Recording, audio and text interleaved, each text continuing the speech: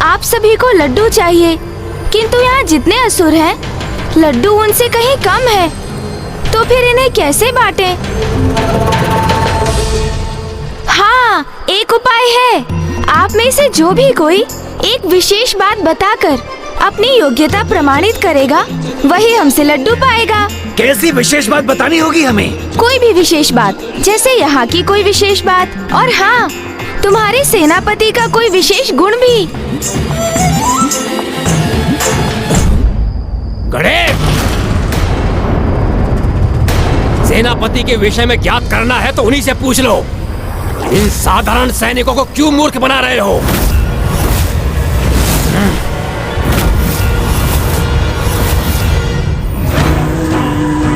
मुझे ऐसा आभास हो रहा है जैसे प्रथम पूज्य गणेश जी और कुमार कार्तिक के किसी संकट में हमें उनकी सहायता हेतु उन असुरों के शिविर में प्रवेश करना होगा। ये संकेत तो प्राप्त हो गया हमें कि कहाँ हैं वो दोनों। आप व्यर्थ ही चिंता कर रहे हैं। वो युद्ध करने नहीं, मात्र सेनापतियों के मृत्यु भेद ही तो ज्ञात करने गए हैं। हम यही उनकी प्रतीक्षा करेंगे। आप कुमार कार्तिकेय और गणेश जी पर विश्वास रखें। और वैसे भी संशय संकट बनकर ही प्रकट होता है। विनाश लोचन भ्राता, हमें शीघ्र लौटना होगा। हाँ भ्राता नाशलोचन, और असुर सम्राट को इनके छल के प्रति सचेत करना होगा।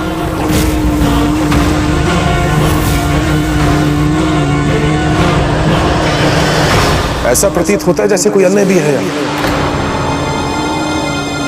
जो गुप्त रूप से हमारे संवाद सुन रहा है।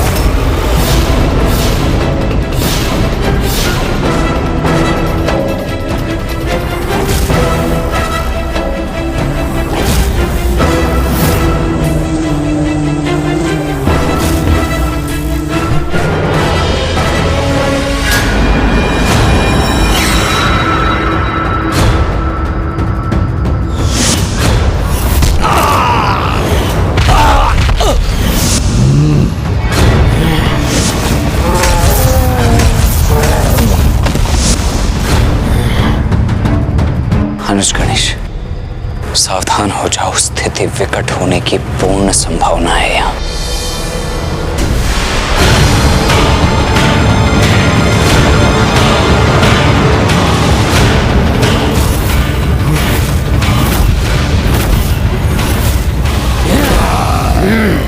महायोद्धा असुरों, अपने क्रोध और पराक्रम का प्रदर्शन कल रणभूमि में करना। अभी तो हमारे उपहार स्वरूप दिए गए इन लड्डुओं को शांति से ग्रहण तो कर लो। तुम क्या हमें इसलिए प्रसन्न करने की कोशिश कर रहे हो जिससे कल के युद्ध में हम अपनी पूर्ण शक्ति का प्रयोग न करें? नहीं नहीं, ऐसा कुछ भी नहीं है असुर जी। हम किसी विशेष उद्देश्य से नहीं आए हैं यहाँ। छल करने आए हो तुम यहाँ। छल? मैं विचल बुद्धि हूँ, विचल बुद्धि। छल करने और छल समझने में सर्वथा निपुण हूँ मैं। वही तो मैं कह रहा था भैया से अभी अभी कि पांचों असुर सेनापतियों में शक्ति और युक्ति दोनों में सर्वाधिक निपुण आप ही हैं। भैया को मेरा ये कथन स्वीकार ही नहीं था। इनके अनुसार ये अभेदी सबसे समर्थ है, और अन्य देवता, उनका तो मत था कि इस शिविर में कोई सर्वाधिक शक्तिशाली है तो वो है महासुर गणासुर जी। हाँ हाँ, सत्य ही तो कहा मैंने।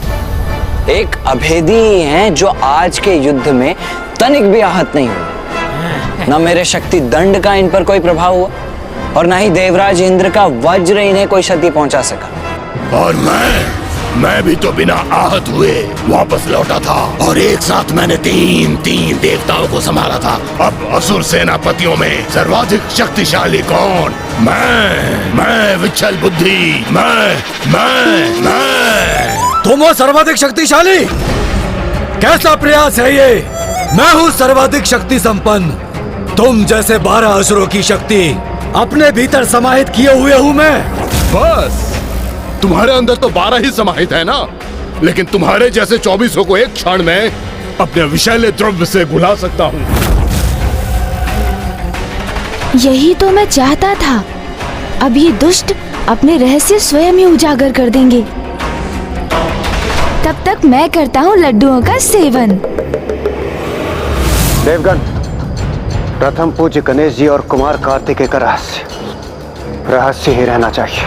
किंतु यदि यहाँ कोई है तो उसका सुरक्षित यहाँ से लौट कर जाना उचित नहीं होगा। भ्राता विनाश लोचन, इसके पूर्व की बहुत देर हो जाए, हमें यहाँ से निकलना चाहिए। हाँ भ्राता नाशलोचन, अन्यथा यहाँ अग्नि में भस्म हो जाएंगे हम, अथवा ये हमें ढूंढकर हमारा वध कर देंगे।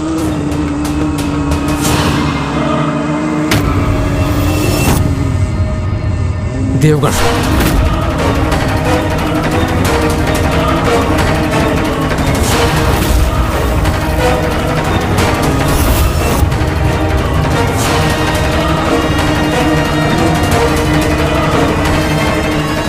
दर्शन देही माता, दर्शन देही माता, दर्शन देही माता, दर्शन देही, दर्शन देही।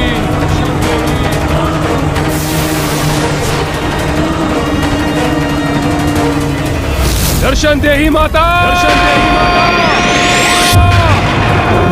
देही माता, दर्शन देही माता, दर्शन देही, दर्शन देही। आज मेरे द्वारा आवाहन करने पर भी नहीं आई आप माता, तो अब मुझे ही आपके पास आना पड़ेगा। देखा भैया, दुर्गमासुर जी कितनी भली भांति अपना अनुष्ठान करते हैं, इसीलिए इतने वरदान प्राप्त है उन्हें। इन पांचों को देखकर तो वैसे यही प्रतीत होता है कि कदाचित अन्य देवता ही उचित कह रहे थे। इनमें यदि किसी के पास कोई वरदान है तो वो गणासुर ही हो सकते हैं, क्योंकि इनसे युद्ध किया था मैंने। अपार शक्ति है भैया इनके पास। हाँ हाँ, अत्यंत विशेष वरदान प्राप्त है मुझे, इसलिए तो मैं कह रहा था सभी में सर्वाधिक शक्तिशाली मैं ही हूँ। ये चारों अपनी समस्त शक्ति से भी मेरा सामना नहीं कर सकते।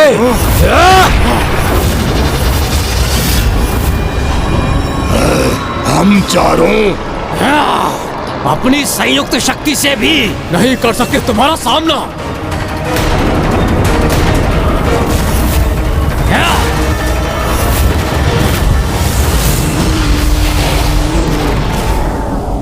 प्रणाम असुर सम्राट। प्रणाम असुर सम्राट। कहो, क्या सूचना लाए हो तुम? देवताओं का भेद ज्ञात हुआ कि नहीं? असुर सम्राट, उन देवताओं ने पांचों महाअसुरों की मृत्यु का रहस्य ज्ञात करने हेतु अपनी कपट क्रीड़ा रची है। हाँ असुर सम्राट, और उस गजमुख और उसके भ्राता को इस कार्य के लिए हमारे शिविर में भेजा गया है। ये मुझे क्यों बता रहे हो मूर्खों? सर्वप्रथम जाकर मेरे सेनापतियों को सूचित करो। जाओ! हम चारों तो क्या, तुम्हारे लिए मैं ही पर्याप्त हूँ गणासुर, क्योंकि मेरे वरदान के अनुसार मैं सभी को विभक्त कर सकता हूँ, किंतु मुझे कोई कुछ भी नहीं कर सकता। किंतु जंग लगने पर तो तुम्हारा अंत हो सकता है ना? किंतु जंग लगने पर तो तुम्हारा अंत हो सकता है ना? भैया अब देखते जाइए।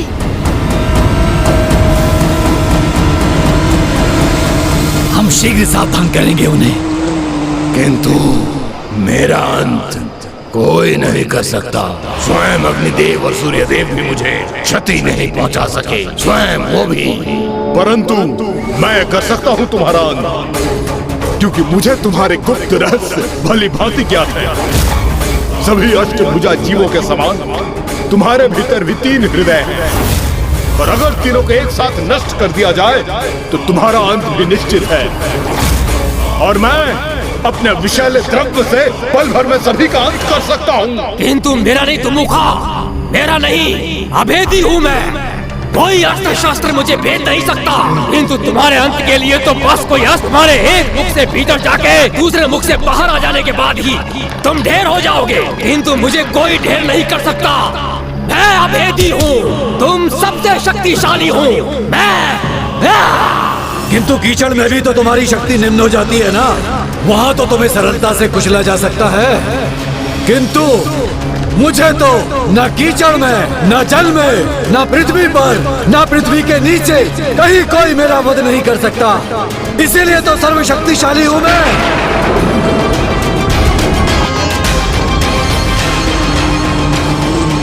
गणासुर, यदि तुम्हारे 12 प्रतिरूप तुमसे विभक्त हो जाएं और वो एक होने से अस्वीकार कर दे, और यदि एक एक करके उन 12 का वध किया जाए तो तुम्हारी मृत्यु तो निश्चित है। और यदि तुम्हारी मृत्यु निश्चित है तो तुम सर्वशक्तिशाली कैसे हुए? तो इसलिए जाके कह दो देवताओं से, क्योंकि ये अभेदी ही सर्वशक्तिशाली है।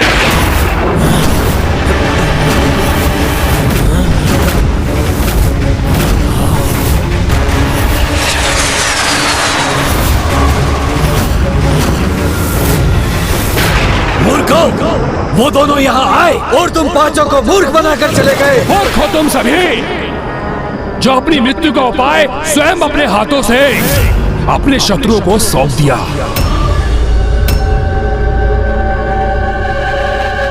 अब इस प्रकार मुंह लटकाने से क्या होगा? सूर्योदय होने में भी अभी कुछ समय शेष है।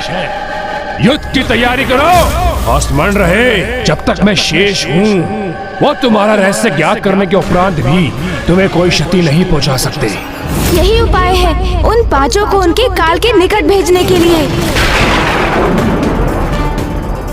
अब जब हमें ये ज्ञात हो ही गया है कि उन सभी का अंत कैसे संभव है, तो हमें उन सभी को अकेले घेर कर एक एक करके उनका अंत करना होगा, जिससे उनमें से कोई भी मां की दूसरे दिवस की पूजा में बाधा उत्पन्न न कर सके।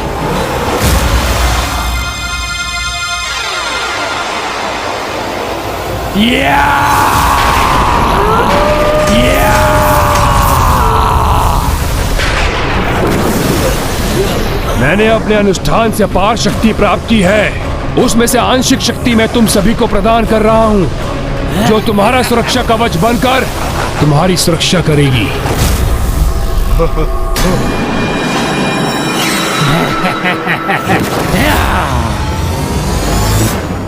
द्वितीय दिवस के दुग्धाभिषेक के पश्चात मां की बस एक ही दिवस की पूजा और शेष रह जाएगी। इसीलिए आप तैयार हो जाइए देवगण।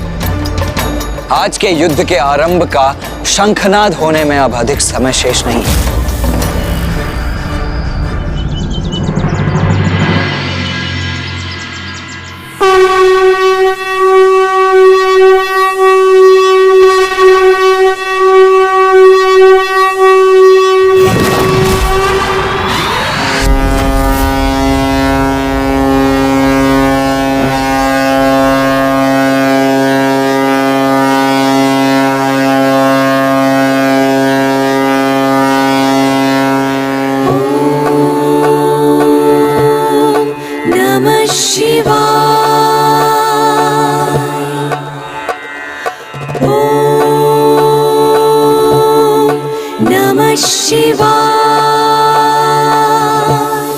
दुग्ध अभिषेक दीर्घ आयु और सुरक्षा प्रदान करता है और अकाल मृत्यु और अन्य अनिष्ट से सुरक्षित रखता है।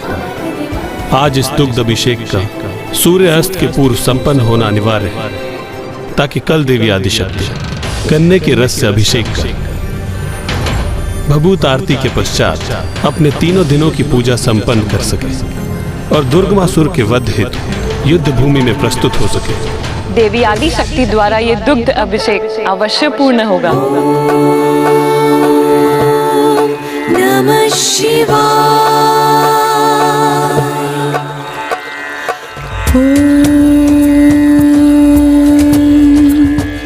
त्र्यंबकं यजामहे सुगंधिं पुष्टिवर्धनम् उर्वारुकमिव बन्धनात् मृत्योर्मुक्षयमामृतात्। यहाँ सभी परस्पर युद्ध में व्यस्त रहेंगे और मैं सूर्यास्त होने से पूर्व देवी आदि शक्ति की पूजा को भंग कर ही रहूंगा।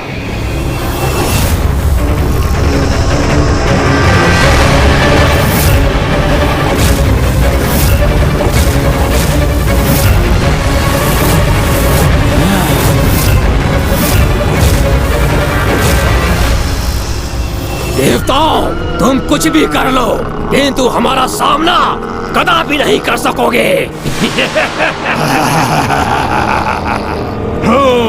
इनकी मृत्यु का भेद हमें ज्ञात हो चुका है। इसका आभास होने पर भी चिंता और भय के स्थान पर ये आत्मविश्वास से भरे दिखाई दे रहे हैं। इसका भला क्या कारण हो सकता है भैया?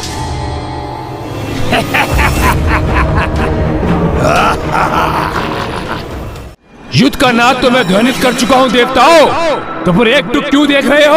ओ, समझा? अपनी माता उस देवी आदिशक्ति की प्रतीक्षा कर रहे हो क्या? हम तो तुम्हारी सेना को एक अवसर दे रहे थे दुर्गमासुर, कि वो अभी भी पीछे हटकर अपनी रक्षा कर ले, किंतु इन्हें देखकर तो ऐसा प्रतीत होता है कि तुम्हारी भांति ये भी अपने विनाश को आतुर हो रहे हैं। तो उचित है तो इनकी ये इच्छा भी पूर्ण किए ही देते हैं।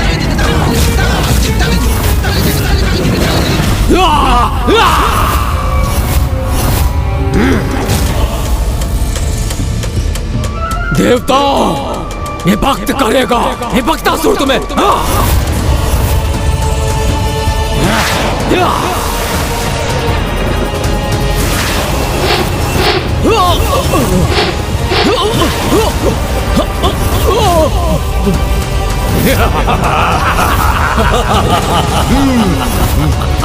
विभक्तासुर का अंत तो तभी निश्चित होगा जब उसकी तंत्रिका तंत्र में जंग उत्पन्न हो जाएगी, और उसके लिए हमें जल और वायु तत्व की आवश्यकता पड़ेगी। अर्थात ये कार्य हमें ही करना होगा वायुदेव। ये कार्य तो मैं सहर्ष करूंगा वरुणदेव।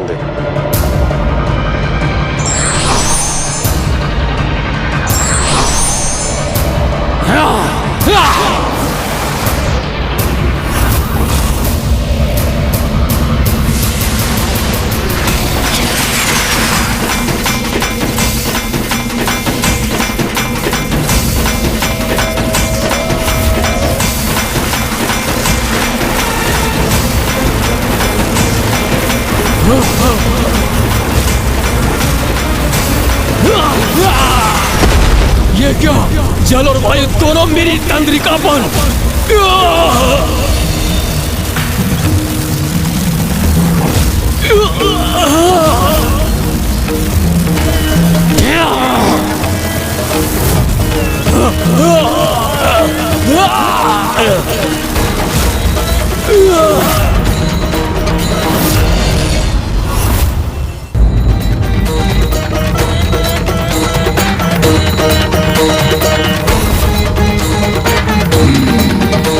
अष्टभुज होने के कारण विश्चल बुद्धि के 3 हृदय हैं,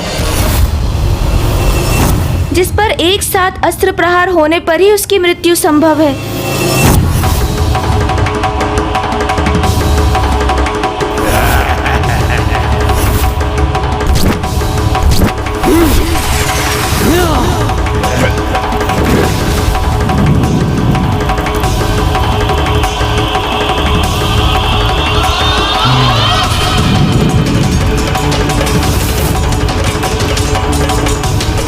धन्यवाद अग्निदेव। आपकी अग्नि के प्रभाव से मुझे उसके 3 हृदय स्पष्ट दिखाई दे रहे हैं।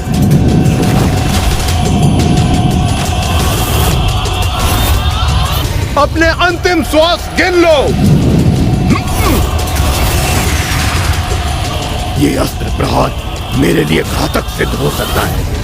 अब मैं कैसे करूं अपनी रक्षा?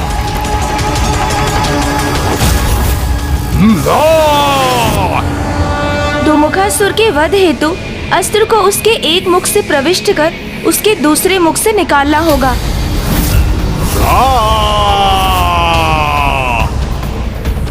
संयम धर, उचित समय पर वार करूंगा इस पर मैं।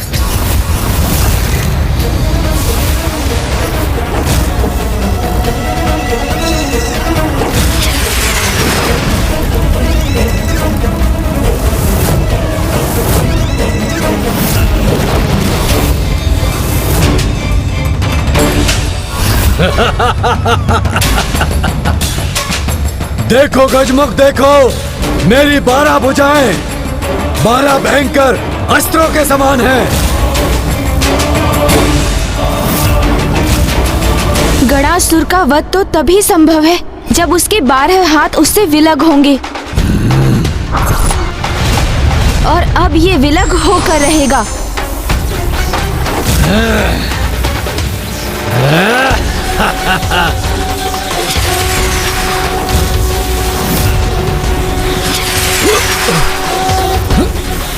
नहीं नहीं, मुझे अपने हाथ साथ लाने होंगे। तुम्हारा वध मैं नहीं, माँ का खड़ग करेगा।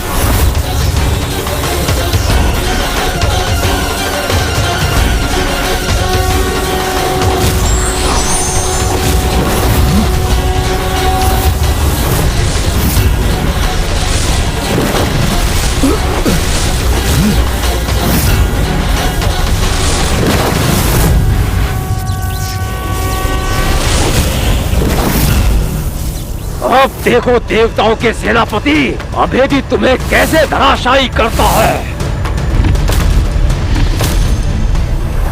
इस अभेदी की शक्ति कीचड़ में क्षीण पड़ जाती है।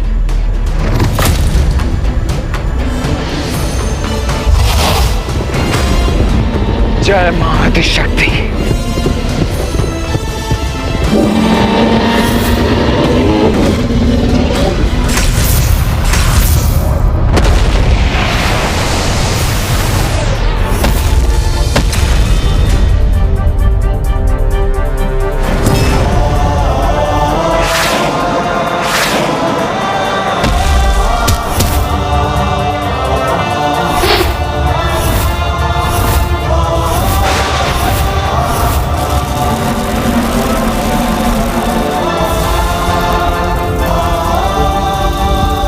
आज का ये सूर्योदय इन दुष्टों का अंतिम सूर्योदय होना चाहिए।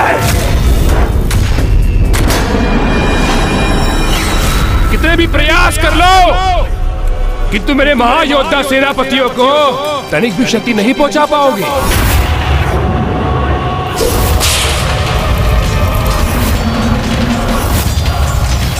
ये क्या? हमने तो इनके सभी महायोद्धाओं को पराजित कर दिया, फिर भी ये दुष्ट ऐसा क्यों कह रहा है? कहीं हमसे कोई चूक तो नहीं हो गई? किंतु क्या?